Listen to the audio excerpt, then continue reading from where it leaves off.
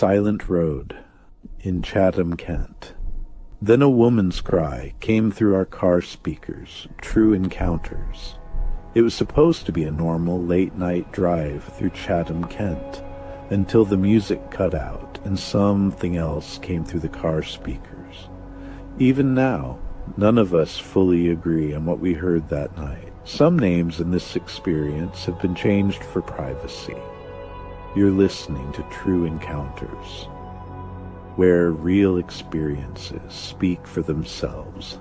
This experience is shared as a personal account. Tonight's true experience comes from Vaughn Mercer, a college student from Chatham-Kent, whose late-night drive with friends turned into something none of them have ever been able to explain.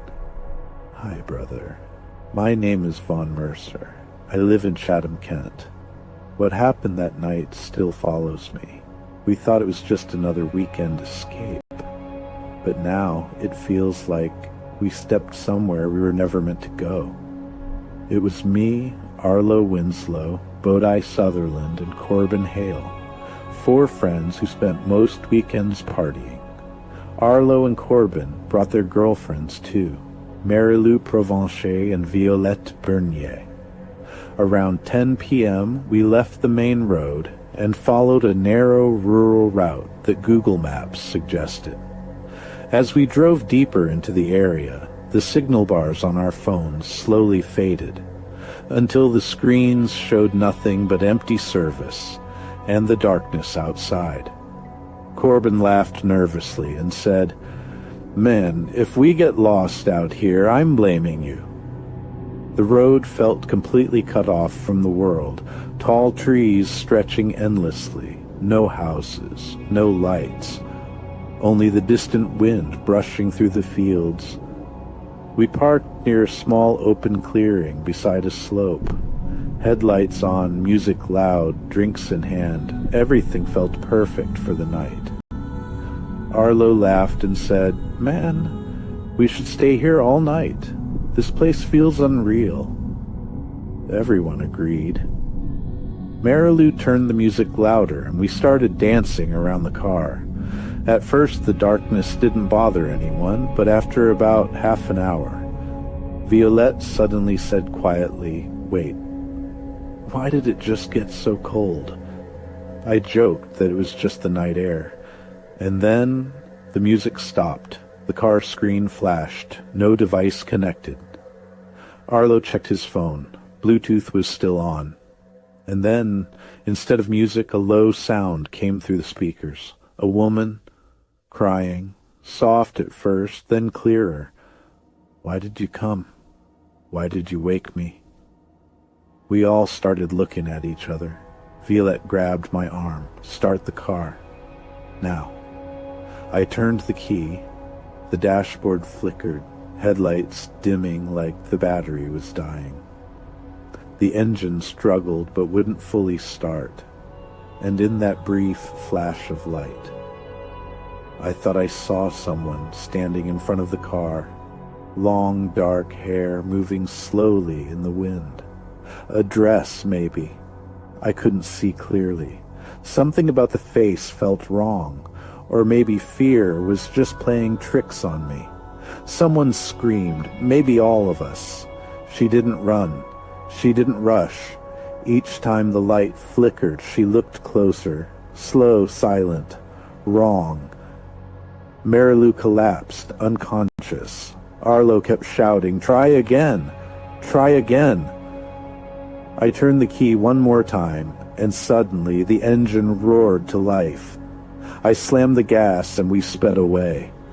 When I looked back through the mirror, for a second, it felt like her feet weren't touching the ground. Or maybe my eyes were just lying to me. And then she was gone. We reached Chatham-Kent before sunrise. No one spoke much. Everyone silently agreed we wouldn't talk about it again. But the real fear started after that. The next night, she appeared in my dream. You didn't let me rest. I woke up sweating, with red marks around my neck, like fingers had pressed into my skin. Violette started feeling sick constantly. Her hair began falling out, and she said she heard faint sounds every night.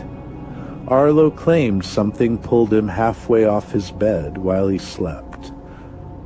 Doctors didn't find anything unusual at the time, even after multiple tests. That's when Corbin's mother stepped in. She had always believed in spiritual cleansing and protective rituals, things we used to laugh about.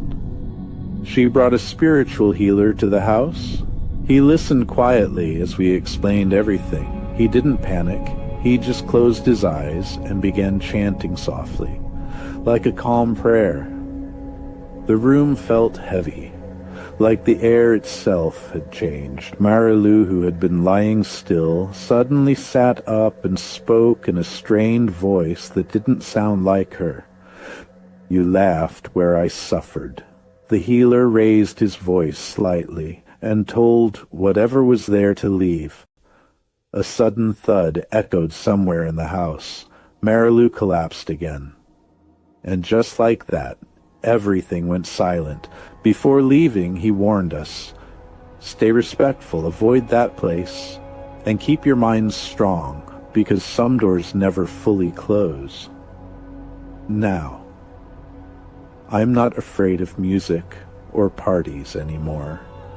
I'm afraid of silence, the same silence that surrounded us that night on the roads of Chatham-Kent.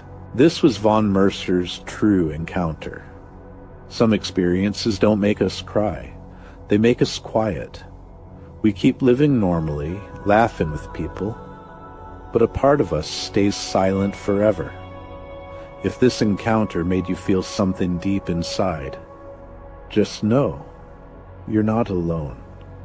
Many people hide what they've lived through because they think no one will understand. But sometimes being heard matters more than being fearless.